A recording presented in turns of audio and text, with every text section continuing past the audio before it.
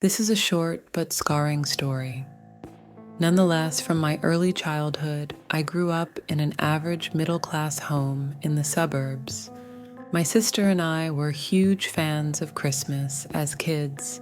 I had to be like 6 years old when this happened because we had just moved to our new house. This is one of my earliest memories in life that I remember vividly, just because of the gravity of it on Christmas Eve. I would always have trouble sleeping, even as a young kid. Just due to anticipation, I would stay up really late, playing video games in my room on my old box TV. I'd play until I just fell asleep from exhaustion this night.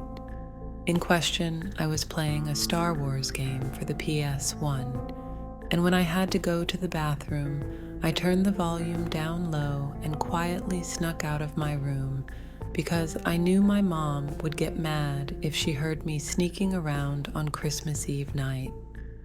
I snuck to the upstairs bathroom, and when I was done, I was quietly going back to my room when I heard the sound of the tree rustling around downstairs.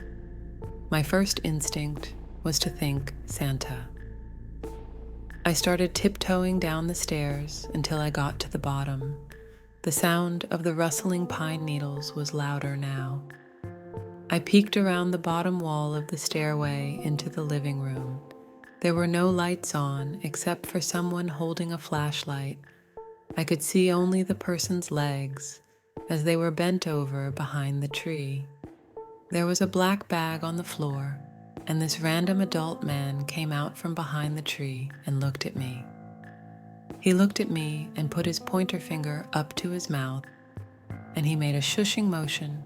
With his lips, he whispered, "Yes, I'm Santa."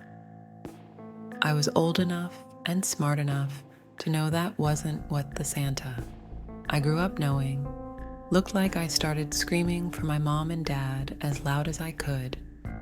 I remember the man started freaking out, deciding whether or not to take the bag he filled with our gifts, and he ended up running away to the front door.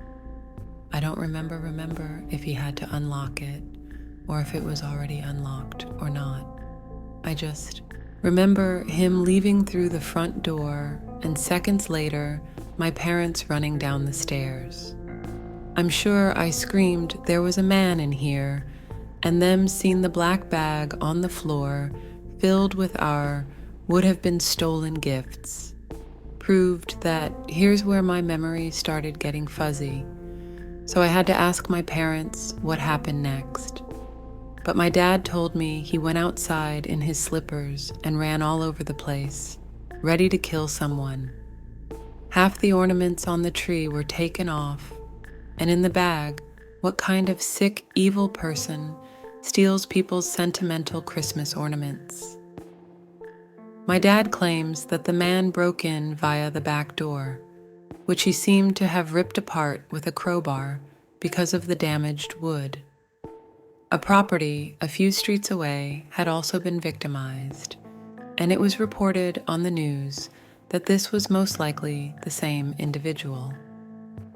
Although I don't recall much from my 6-year-old self, the majority of this recollection is still vivid in my mind as if it happened only a few years ago.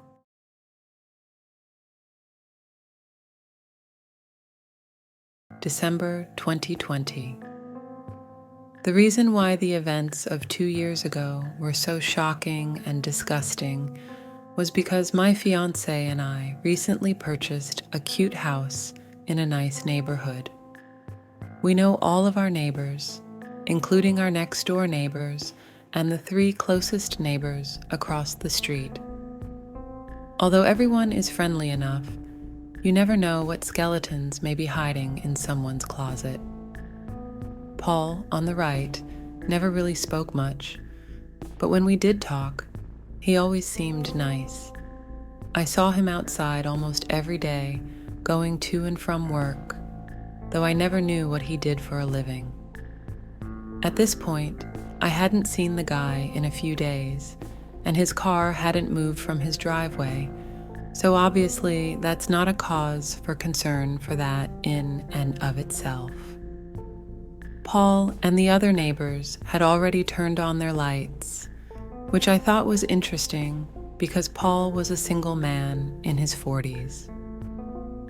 One evening, as I was setting up my decorations and Christmas lights outside for the party, I noticed that Paul's lights had suddenly started to flicker erratically. This happened to every single strip of lights, so it didn't seem like it could have been an electrical glitch or faulty wiring.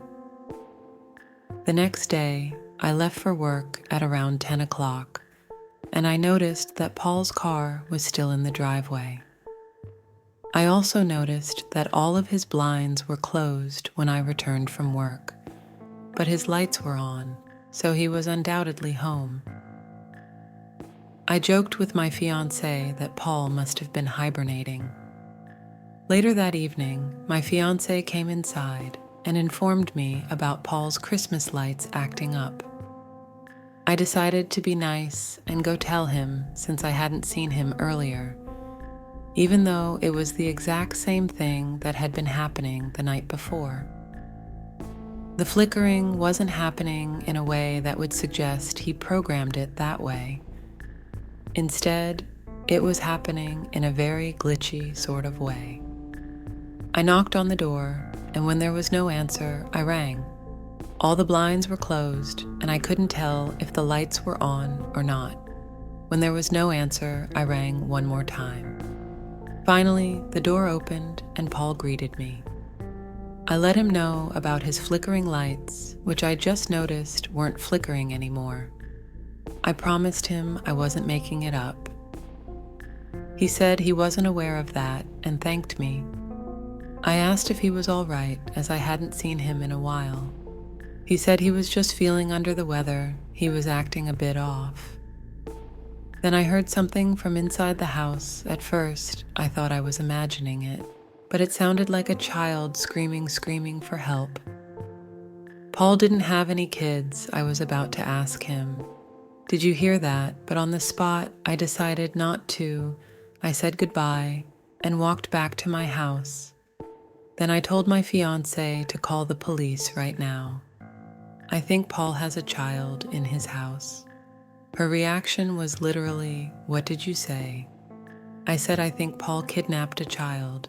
So I called the police and said, I think I heard a child screaming inside my neighbor's house. My neighbor who doesn't have kids and hasn't been leaving his house the past week or two. I asked to keep who made the call anonymous, though I knew Paul wouldn't be so stupid as to not know it was me who made the call. Sure enough, the police arrived and entered his house on an XC. And when I heard what they found, I was appalled. There was a young boy locked in the basement. He had been locked down there for 4 days. The boy had been kidnapped from a completely different town. As far as the flickering lights, the boy was a genius, and somehow found a way from the basement to flicker the Christmas lights as an attempt to call for help and get someone's attention outside, probably whenever he saw someone through one of the blocked-off basement windows. I reckon he saw his chance to call for help when someone was at the front door, clearly a very smart kid with great survival instincts.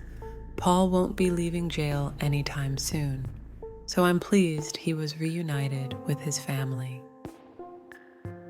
I don't want to hear what was done to him, but I hope he moves on from this and has a regular life now that he is aware of how terrible child abduction is.